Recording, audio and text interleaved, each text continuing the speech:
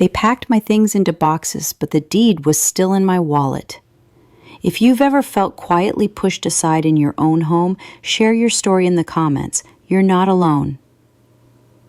It started with a laugh. Carrie had found some old curtains in the closet, blue floral ones I'd stitched myself when we moved in. She held them up, turned to my son, and said, "These might have been cute in the 90s. They both chuckled. I smiled politely. I didn't say that those curtains were the last thing his father touched before he died, or that I'd chosen the pattern because it reminded him of the wallpaper in his grandmother's house. They wouldn't care. Carrie folded them into a donation pile without asking. That's how it began. Not with an argument, not with a slammed door, with small things being quietly removed. By the end of the week, my dresser was gone. Carrie told me they were refreshing the space. Jake said, "It's just temporary, Mom." They moved my things into 3 cardboard boxes labeled with a black marker, linens, books, Miss Cup. I stood in the hallway watching them carry out pieces of my life like clutter. Jake avoided my eyes. Carrie smiled too much. I didn't argue. I just asked one thing. "Will I still have somewhere to sleep when I come back from the doctor?" Carrie blinked. "Of course. The guest room is always yours." The guest room. The room with no hooks for my robe, no drawer for my pills, no socket close enough for my heating pad. A few days later, I saw a young woman walking through the garden. She was maybe 23, leather boots, big headphones, talking loudly on the phone. She didn't see me through the window. That evening, I asked Jake about her. "Oh, that's Olivia. She's renting your old room, just until she gets back on her feet." I nodded. Just until she gets back on her feet. Funny how people only think about others' feet, never their spine, never their voice. I went to my coat, reached into the inside pocket, and pulled out the folded slip of paper I always carried, the house deed, signed by me, witnessed by his father, never transferred. I tucked it back in gently, zipped the coat, and looked out the window. They had moved me out, but I hadn't gone anywhere. I didn't say anything that night. Not when I passed Olivia brushing her teeth in the hallway sink where I used to fill the kettle. Not when Carrie mentioned casually that she updates the Wi-Fi password for the new setup. I just made tea. I stirred it in the guest room, the one with no shelves, no soul, and the smell of fresh paint that tried to cover too much history. Jake knocked on the door after midnight. "Just checking in," he said, holding a glass of water he didn't really want to give me. "Everything okay?" I nodded. He hovered, waiting for something. Maybe he wanted me to say it was fine, that I understood, that I didn't mind giving up my room, my shelf, my windowsill, that I didn't notice how Carrie had erased me so efficiently. Instead, I looked at the framed photo on the guest nightstand. It was their wedding photo, not a single one of me in the whole room. The next day, I went to the bank. I wore the same coat, the deed still zipped inside, folded neatly. I didn't ask for anything dramatic, just had a few documents notarized, quietly, calmly. The man behind the counter smiled at me like I was somebody's sweet grandmother running errands. He didn't know I was redrawing the line between presents and erasure. When I came home, Carrie was in my old room. Olivia had gone to class or yoga or wherever she spent her days being young and unbothered. Carrie stood with a tape measure in one hand, phone in the other, comparing paint swatches on the wall. "Oh," she said when she noticed me. "Hey, I was just thinking of turning this into a little creative studio for her. Somewhere inspiring, you know?" I nodded slowly.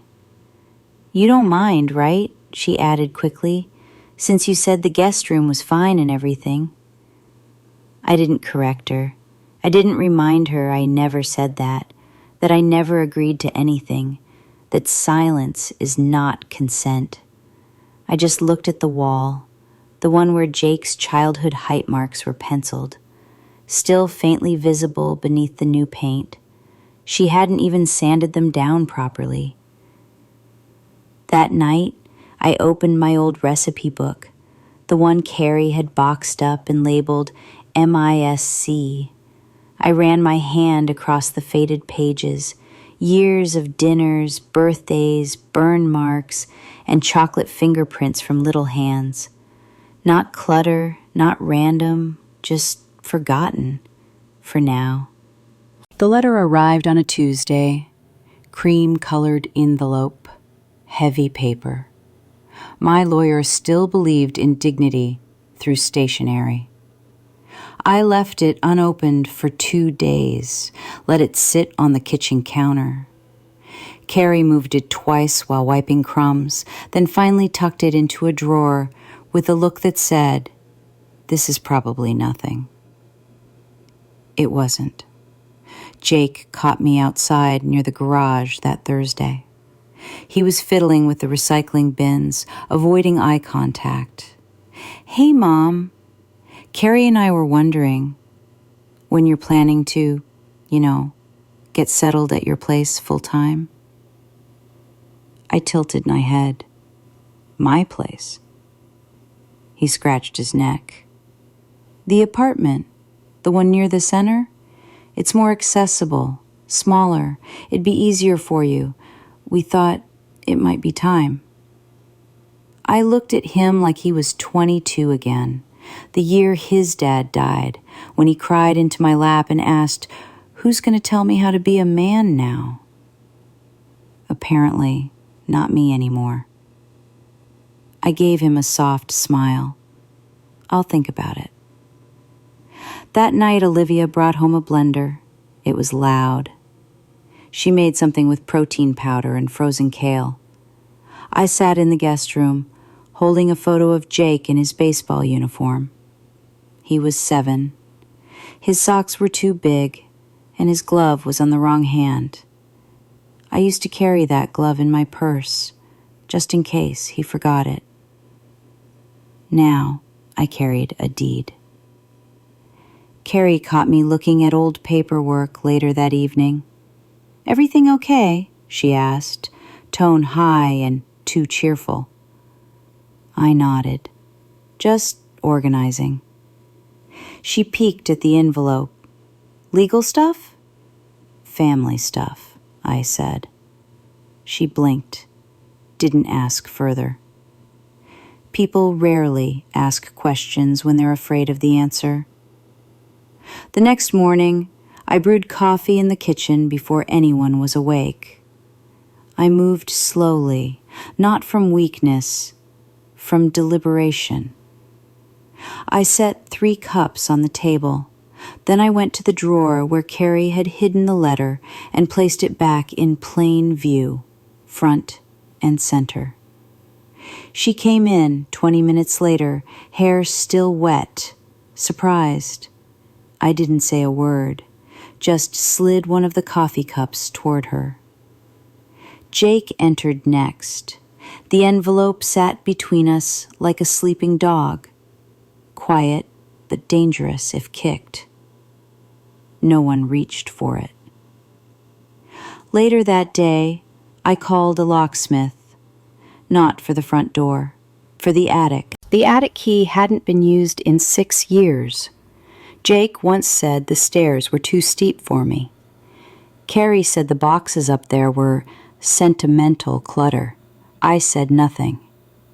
But when the locksmith finished his work, I climbed them slowly, one hand on the banister, one on the wall, breath steady. And there it was. The cedar trunk. The quilt my mother made. The letters Jake's father wrote me when we were still pretending to be brave. The baby book. The backup copy of the deed. Still where I left it, still mine.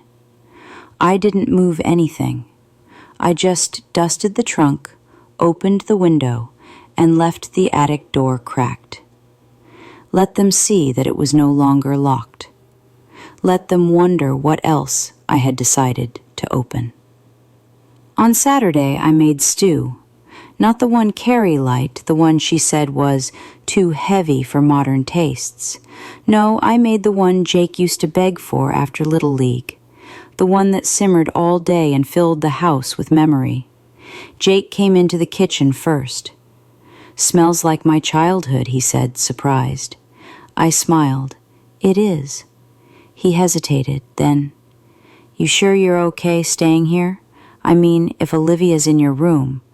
"I'm not staying here," I said softly, stirring the pot. I never left. Carrie joined us, eyes darting between me and the envelope, now placed neatly on top of the recipe book. She didn't ask what it was, but she saw the return address, Taylor and Wesson, Estate Law. I ladled her a bowl. She picked at it. Too much time, I'm sure. After dinner, I brought out a single page and placed it on the table beside her. "What's this?" she asked, even though she was already reading it. "It's a copy of the trust," I said. "I updated it last week." Jake paled. Carrie folded the page slowly. We assumed you'd already transferred ownership." "You assumed wrong," I said gently. "I didn't want to make a scene," she said. "You didn't," I replied. "You made a decision." Later that night, I sat by the fireplace with my tea.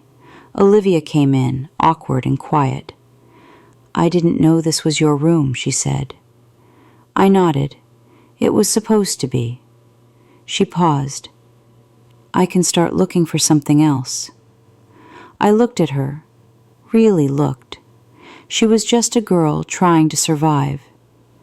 "You'll have until the end of the month," I said kindly. Her eyes widened. "Thank you." I sipped my tea. "I'm not angry, Olivia, but I'm done being quiet." Jake sat on the porch steps the next morning, coffee in hand, staring out at the yard. The same steps where he used to sit, with a scraped knee and a juice box. Now he looked older than I remembered, maybe because I was finally seeing him without mother-colored glasses. He didn't speak right away. I let him have the silence. Sometimes that's the only way people hear themselves.